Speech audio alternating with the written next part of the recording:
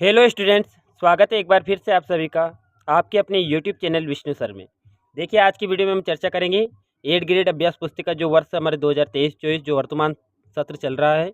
इसमें हम कक्षा 8वीं में आज गणित विषय में अध्याय 3 चतुर्भुजों को समझना इसका संपूर्ण हल देखेंगे।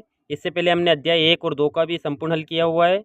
यदि आप कोई सी वीडियो देखना चाहते हैं तो आपको डिस्क्रिप्शन में लिंक मिल जाएगी, वहाँ से आप वो वीडियो देख सकते हो। वीडियो शुरू करने से पहले आपसे निवेदन है, चैनल पर यदि नए हो तो चैनल को सब्सक्राइब कर लें, जिससे हमारी प्रत्येक वीडियो आप तक पहुंचती रहे। तो आइए वीडियो शुरू करते हैं। यहाँ पर अध्याय 3 में दिया हुआ है चतुर्भुजों को समझना। आइए इसके प्रश्नोत्तर की ओर चलते हैं। देखिए, सबसे पहले दिया हुआ है प्रश्नों को पढ़कर दिए गए विकल्पों में से सही उत्तर चुनकर लिखिए और सामने दिए गए सही घेरे को भरिए। यहाँ पर पहला प्रश्न है कि यदि किसी चतुर्भुज के विकर्ण परस्पर समकोणों पर समद्विभाजित करते हैं तो वह होगा। यदि किसी चतुर्भुज के जो विकर्ण रहते हैं वो अगर समकोण पर समद्विभाजित करे तो वो कहलाएगा हमारा समचतुर्भुज। ए हमारा राइट आंसर होगा। तो इस प्रकार ए को हमें घेरा करना है और यहाँ हमें लिखना है ए समचतुर्भुज।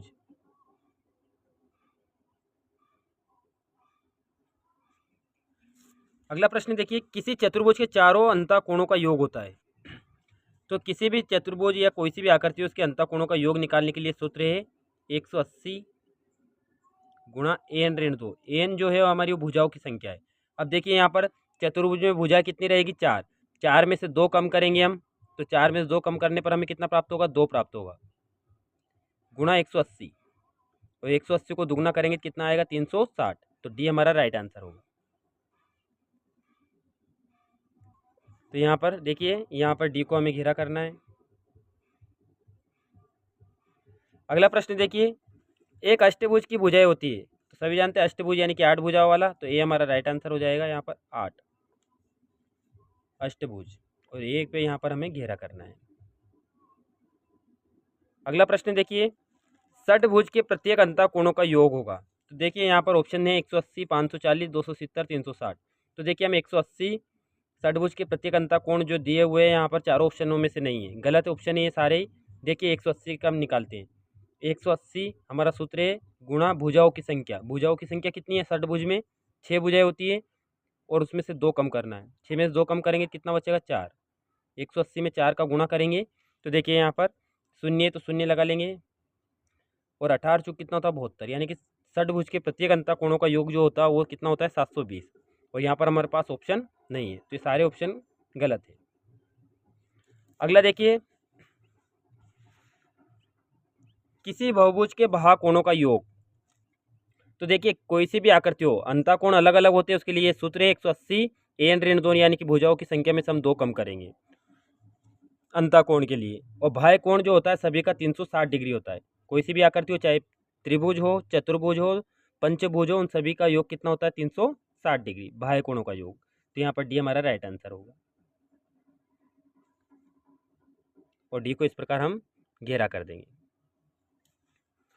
चलिए प्रश्नोत्तर की तरफ बढ़ते हैं। प्रश्न नंबर 6 देखिए, यहाँ पर दिया हुआ है कि एक समबाहुभुज की भुजाओं की संख्या ज्ञात कीजिए जिसके प्रत्येक बाह्यकोण की माप 60 डिग्री है।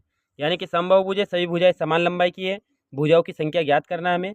तो देखिए, बाह्यकोणों का जो योग होता है वो कितना होता है? 360 डिग्री। तो हम 360 डिग्री में किसका भाग देंगे? उसके प्रत्येक कोण की माप कितनी? 60 डिग्री की। तो यहाँ पर हम 360 में 60 का भाग देंगे। तो देखिए, भाग देने पर एक शून्य से एक शून्य कट जाएगी और 6 का भाग 36 में कितनी बार जाएगा? 6 बार। यानी कि वो क्या होगी? षटभुज जो आकृति होगी वो क्या होगी? सम षटभुज। अगला प्रश्न देखिए, नंबर 7वां दिया हुआ है कि दी गई आकृति में कोण 1 से का माप हमें ज्ञात करना है। तो देखिए, सभी बाह्य माप दी हुई है। यहाँ पर बाह्य कोण दिए हुए हैं 90 डिग्री, 60 डिग्री, 110 और 100। और अभी हमने जाना था कि जो हम जानते हैं कि बाह्य कोणों का योग कितना होता है? 360 डिग्री। तो यहाँ पर सभी का योग हम किसके बराबर करेंगे? 60 डिग्री के बराबर। देखिए, हमारा 90 है, फिर 60 है, 110 है, और जो हमें ज्ञात करना वो अज्ञात 1 से है। इनका योग किसके बराबर होगा? 360 डिग्री के बराबर। अब यहाँ पर देखिए, योग करें हम 90, 60 और 110। देखिए, इनका योग जो होगा 90, 60 कितना हो जाएगा? 150, 150 और 110 को जोड़ेंगे हम तो कितना हो जाएगा? 260 प्लस 1 बराबर 360 डिग्री। अब देखिए, 260 प्लस का है, पक्षांतर करेंगे तो किस में जाएगा? ये माइनस में हो जाएगा। तो यहाँ पर 1 से बराबर 360 -260। तो 360 में से 260 कम करेंगे तो कितना जाएगा 100 डिग्री, यानी कि जो x का माप होगी वो कितनी हो जाएगी 100 डिग्री।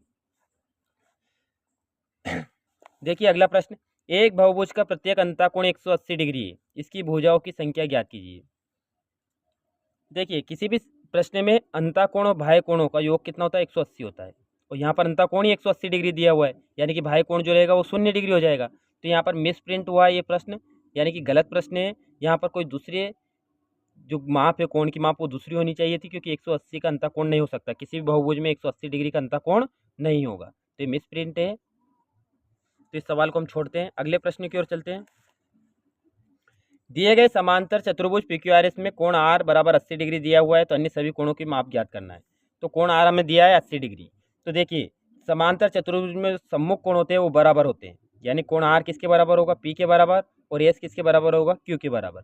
एक तो हमें ये याद रखना है कि सम्मुख कोण बराबर होते हैं, और आसन कोण जैसे PQ आसन कोण है, PS आसन कोण है, RQ आसन कोण है, और SR भी हमारे आसन कोण है, और आसन कोणों का योग होता है 180 डिग्री। तो सबसे पहले हम सम्मुख कोण निकाल लेते हैं। कोण R बराबर 80 डिग्री है, तो कोण P बराबर कोण R होगा। क्यों? तो यहाँ पर हम लिख देंगे सम्मुख कोण बराबर होते हैं।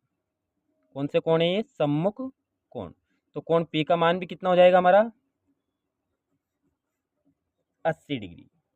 अब देखिए आगे, यहाँ पर देखिए आसन कोण की बात करें हम, तो यहाँ पर R और S आसन कोण है, R और Q आसन कोण है, तो किसी के भी साथ रख लेते हैं। इन दोनों कोणों का योग कितना होगा 180। तो यहाँ पर कोण R प्लस कोण S, इन दोनों का योग कितना होगा 180 डिग्री। क्यों? क्योंकि ये दोनों आसन कोण है, तो यहाँ पर लिखेंगे हम आसन कोण। आसन कोणों का योग कितना होता है 180 डिग्री।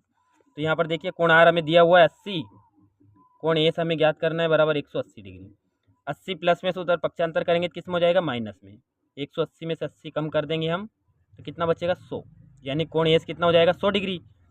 कोण एस 100 डिग्री होगा, यहाँ पर 100 डिग्री होगा, तो ये इसका सम्मुख कोण क्यू का मान भी कितना हो जाएगा कोण एस के बराबर कितना हो जाएगा, दोनों कोणों 100 डिग्री की, तो ये भी 100 हो जाएगा, और कोण पी भी सम्मुख कोण 80 डिग्री। तो इस प्रकार हमारा कोण पी 80 डिग्री, कोण एस 100 डिग्री, और कोण क्यू भी 100 डिग्री। अगला प्रश्न देखिए, एक समबाहुभुज के बहिष कोणों का अंतः कोण से अनुपात 1:4 है, इस बहुभुज की भुजाओं की संख्या ज्ञात कीजिए। देखिए कोई समबाहुभुज है, उसके अंतः कोण से अनुपात 1:4 है, तो हम जानते हैं कि अंतः कोण और बाह्य कोणों का योग कितना होता है 300, दोनों कोणों का योग 180 डिग्री होता है, बाह्य कोण और अंतः कोण एक ही रेखा पर जो कोण बनते हैं। तो ये अनुपात दिया हुआ है 1:4, तो इनको मान लेंगे हम x, और ये कितना हो जाएगा 4x, यहाँ पर x प्लस 4x, इन दोनों का योग कितना होता है 180। x और 4x से कितना हो जाएगा 5x बराबर 180। 5 गुणा में तो हम पक्षांतर करेंगे किस में जाएगा भाग में, तो x बराबर 180/5, 5 का भाग देंगे 180 में, तो देखिए 18 में कितनी बार जाएगा 5 3 15, बचेंगे कितने 3, तो 30 में 5 6 30, यानी कि जो अंतः कोण से अनुपात 1:4 है, तो बाह्य कोण 36 डिग्री है, और अंतः कोण कितना हो जाएगा, अंतः कोण हो जाएगा हमारा कितना 4 गुना इससे, तो 36 को हम 4 गुना करेंगे तो 144 डिग्री। अब देखिए हमें क्या याद करना है, बहुभुज की भुजाओं की संख्या। तो बहुभुज की भुजाओं की संख्या के लिए हम क्या करते हैं, बहुभुज की भुजाओं की संख्या।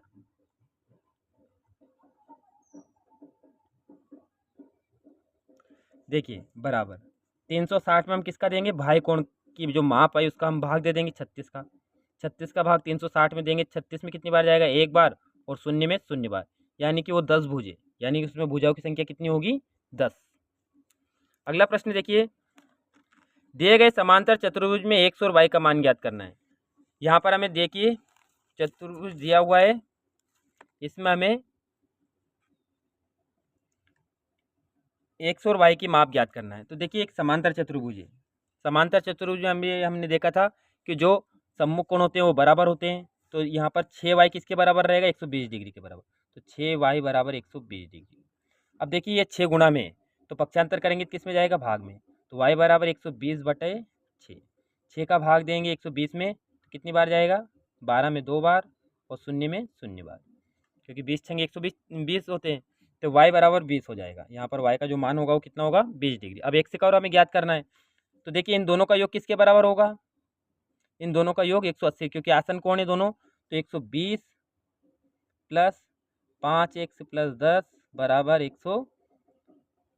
ये आसन कोणों का योग 180, हमने दोनों कोणों का योग कर दिया। अब यहाँ पर देखिए 120 और 10 कितना हो जाएगा 130, और 130 को पक्षांतर करेंगे तो माइनस में हो जाएगा, तो 5x बराबर 180 माइनस 130। 180 में से 130 घटाएंगे तो हमें प्राप्त होगा 5x बराबर 50, और 5 गुणा में किस में जाएगा, भाग में, तो x बराबर 50/5, यानी 5 का भाग देंगे x में, 5 का भाग देंगे 50 में, कितना जाएगा 10।